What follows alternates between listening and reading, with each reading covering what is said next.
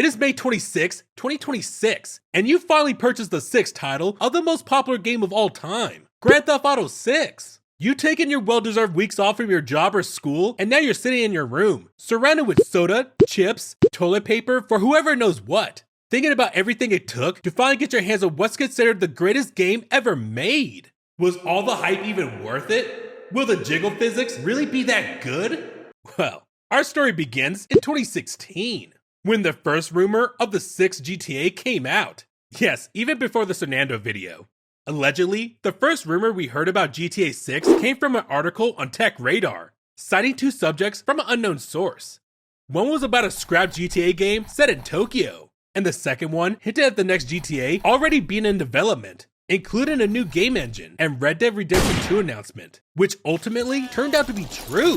Tech Radar later asked Rockstar for a comment, but never received a reply. We'll update if we hear anything. And then, it went silent. Then this idiot made a video about his so-called close friend Anthony, who worked at Rockstar and allegedly gave him a physical copy of GTA 6. He didn't know any actual gameplay and still made like 10 more videos about it, with literally the worst box art I've ever seen since Tongue of the Fat Man. Later in 2018, the most insane rumor came from an unknown Reddit user who claimed to have insider knowledge about Rockstar's next GTA. This leak became famous for introducing the term Project Americas and included many details that the fans believe could be true. The game will be set in a modern Vice City, with missions in a South American-inspired region, with Project Americas referring to a map spanning across parts of both continents and a lot of Latinas. The story would begin in the 1970s or 80s, following the drug trade and the protagonist's rise to power, possibly even featuring GTA's first female protagonist. Honestly, it sounded like an insane concept. One I really hope to be true, to be honest. Imagine how much crazier the story would have been if you took out drug lords in a club playing Haitian music. Leaks from previous releases. For this part, I want to go back to the year 2000, when GTA 3 was first revealed in PlayStation 2 official magazine UK. Leaked by unknown UK developers, it gave us a glimpse of the early Chinatown version of GTA 3. Back then, leaks weren't like today. They were mostly found in gaming magazines, showcasing early development footage. Same concept as Playboy. You'll get it.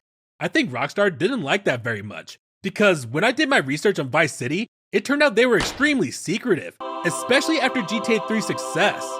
They managed the press very carefully, only giving early access to trusted gaming magazines under NDA.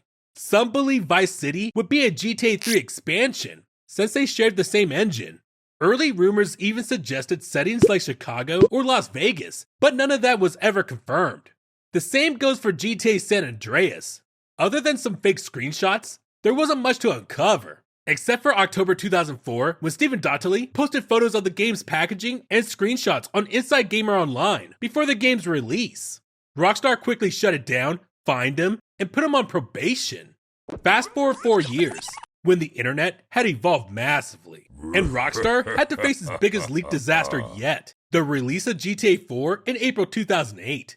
Allegedly, some guys got their hands on a 6GB copy of the game and spread it across torrent sites, only playable on the Xbox 360. This became Rockstar's worst leak so far. They tried their best to prevent gameplay from leaking, but it kept reappearing online, with Rockstar putting out a statement not to download it or to put spoilers online. And with GTA 5, did Rockstar learn from this? Nope, because this time, it was fucking PlayStation themselves that leaked the game. In August 2013, Sony accidentally made GTA 5's pre-ordered digital files available early on the European PlayStation Store.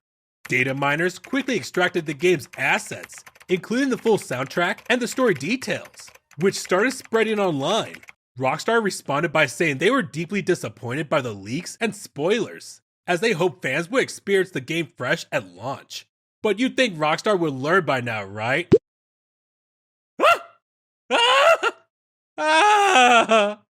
If you wonder what happened to the kid that leaked GTA 6, he got busted in the UK and is now on an indefinite respawn timer in a secure hospital. Turns out, it's easier to escape 5 stars in game than in real life. Early hype and midnight releases. But this definitely wasn't the first time a GTA project had such a massive impact on pop culture. Only the OGs will remember how exciting those midnight releases felt. The obsession.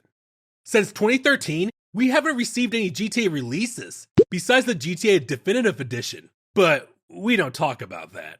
GTA 6 hype? It's a full-blown cultural illness. We've been waiting since 2013. That's 3 console generations, 2 pandemics, and 1 emotional breakdown ago. Rockstar dropped GTA 5 when Obama was still in office. Now, I've got back pain, trust issues, and a PS5 that only exists to remind me that GTA 6 is still coming soon. Look, when this game launches, society's over, man. Banks will collapse, relationships will end, your job, gone, your dog, neglected. GTA 6 is the real rapture. Just like every release before, we've never been this hungry. People are making 3-hour reviews breaking down every tiny detail in the trailer, which is absolutely insane if you ask me. We're all just trying to stay alive long enough to see this game finally drop, hoping it won't get delayed again. We're about to witness the most expensive and ambitious game ever made, with a production and marketing cost of $2 billion, and a price tag over $100, and that's just the console's release. This is probably also the time we'll see a decline in employed people. I also think GTA 6 will make a bunch of creators millionaires, but I'm not going deep into that because I'm having plans too. Things to do. GTA is known for having things to do besides the main missions to keep you invested in the game. In GTA 3, there weren't really any minigames, but all that changed after Vice City, where you could gamble, do street races, deliver pizzas, and much more.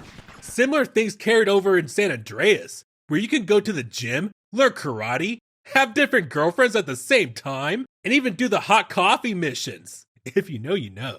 GTA 4 had the famous bowling with Roman and comedy shows with Cat Williams and that British fella.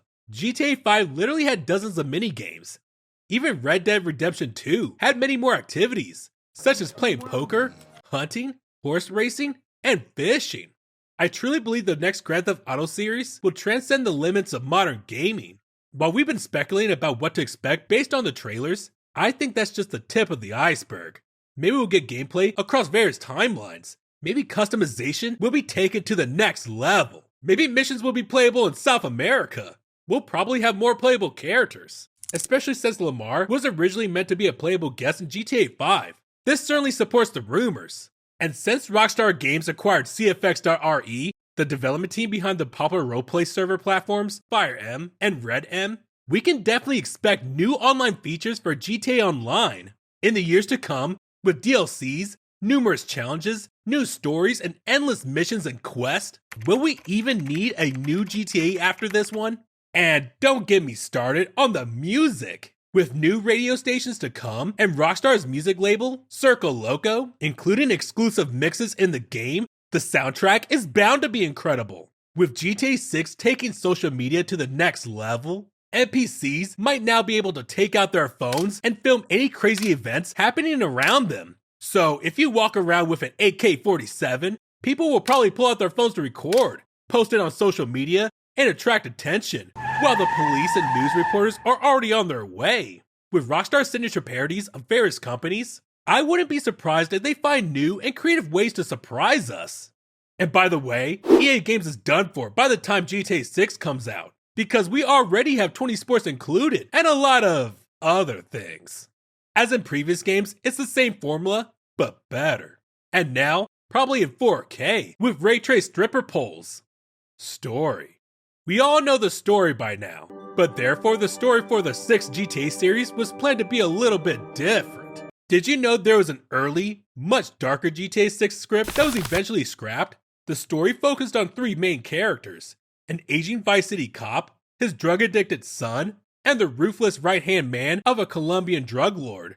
The cop slowly turns to crime in a desperate attempt to save his son from addiction and the cartel violence, while the son tries to escape the grip of drugs. Meanwhile, the drug lord's lieutenant is expanding his empire across Vice City. This gritty storyline was abandoned around 2016 for being too dark for the franchise, leading Rockstar to shift towards the dual protagonists we see today. While it's never been officially confirmed, multiple sources have reported these plot details from early development. But as we know it now, we have Lucia and Jason, 2 people who probably met during a robbery, fell in love during a getaway, and now they're building a future on lies, bullets, and unpaid parking tickets. Lucia, just out of prison, did time for protecting her family, which in GTA terms means someone's either missing or buried behind a strip mall. Jason, ex-military, part-time drug runner, full-time disappointment, lives in the Leonida Keys, basically Florida's drunk uncle, and gets dragged into the worst easy job since the Titanic. But what I'm most curious about are the other side characters. For example, Cal Hampton, the clumsy friend of Jason who helps him with his drug job, Real Dimes, the two women I want in my bed, but especially Paul Bautista. People have been speculating that he'll be the third playable character. The conclusion. So yeah, what's the conclusion? Well, there isn't one. We just have to sit down and wait on the game and be happy that we can be a part of as considered the best game of all time. So what are my plans when it finally comes out? Probably a lot of cars. Wrapping up. Oh, and to wrap it up, please, if someone wants to sponsor me, please, I need it. I'm going insane in my job. I fell asleep in the shower yesterday. I haven't slept well since April. My boss doesn't like me. Please, this is my dream.